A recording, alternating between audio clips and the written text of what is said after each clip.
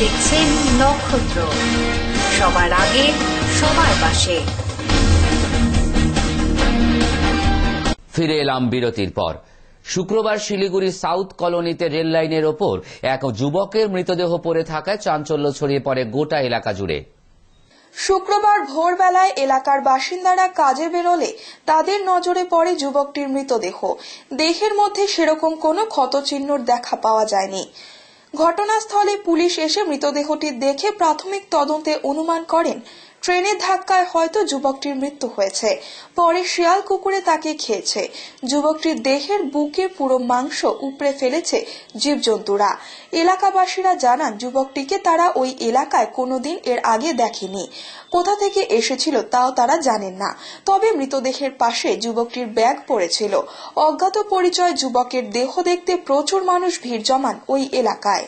আমি এটা চিনতে পারতেছি, দেখলাম এই যে নাশটা পড়ে আছে, এখানে লোকজন ভিড় আছে। হ্যাঁ, গলাটা কাটা, দেখলাম হাড়গুলা বাইরে পড়ে আছে। শিলিগুড়ির শালুগাড়া একটি বাড়িতে আগুন লেগে পুড়ে গেল যাবতীয় সামগ্রী। অপরদিকে নকশাল বাড়িতে গ্যাস সিলিন্ডার থেকে আগুন লাগে একটি বাড়িতে। উভয় জায়গাতেই দমকল কর্মীরা এসে আগুন নিয়ন্ত্রণে আনে। এদিন সন্ধ্যায় শালুগাড়ার কপিল ছেত্রীর বাড়িতে ঠাকুর ঘরে আগুন লাগে। সেই সময় বাড়িতে কেউ ছিলেন না, ফলে দ্রুত আগুন ছড়িয়ে পড়ে। কাছে ছিলেন এক বাসিন্দা পূর্ণিমা ছেত্রী। তিনি দমকলে খবর দিলে দুটি ইঞ্জিন গিয়ে আগুন নিয়ন্ত্রণে আনে। এদিকে নকশাল বাড়িতেও গ্যাস সিলিন্ডার থেকে একটি বাড়িতে আগুন লাগে। দমকলের একটি ইঞ্জিন গিয়ে আগুন নিয়ন্ত্রণে আনে। आग हमेशा हम लोग जब दिया जाता है ना पूजा, वो हमारे पूजा करते हैं हम लोग। इससे पहले भी आग लगा था, दिया ठुलिया जाता है इंदूर, तो उधर से घर देख करके वो आग निभाया हम लोग 2 साल पहले।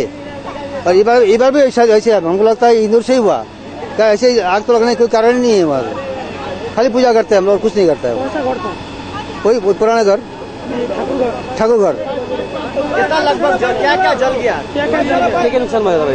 काट पात नुकसान, टीना नुकसान हुआ, बस। कोई था क्या घर में?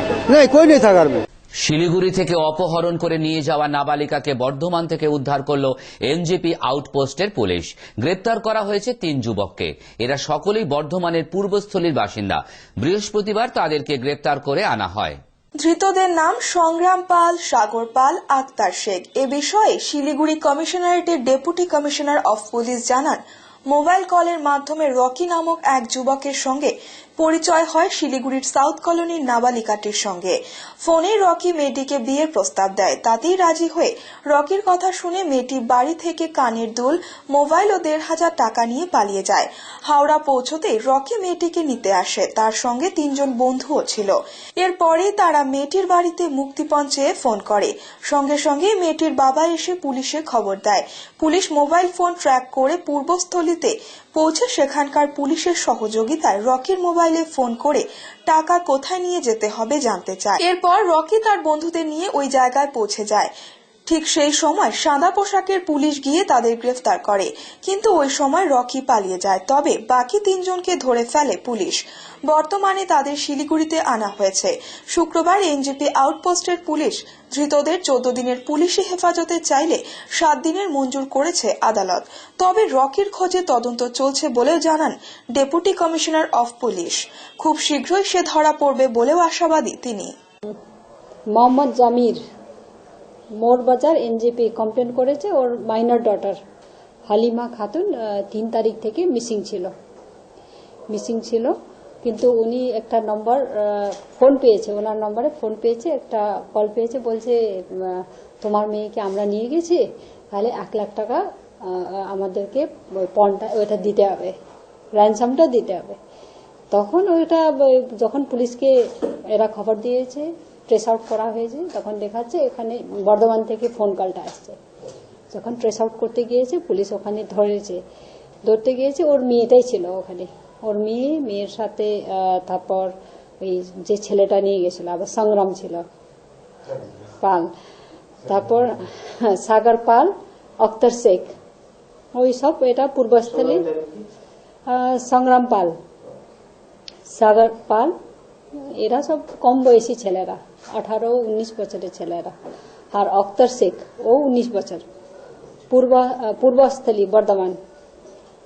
এরা অ্যাসোসিয়েট ছিল ওর সঙ্গে ছিল, এই জড়িত ছিল ক্রাইমের মধ্যে আনারুল একজন, তার নাম হচ্ছে রকি শেখ,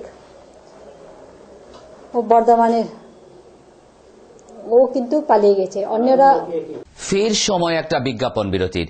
ফিরে আসছি বিরতির পর, ততক্ষণ সঙ্গে থাকুন নক্ষত্র নিউজ।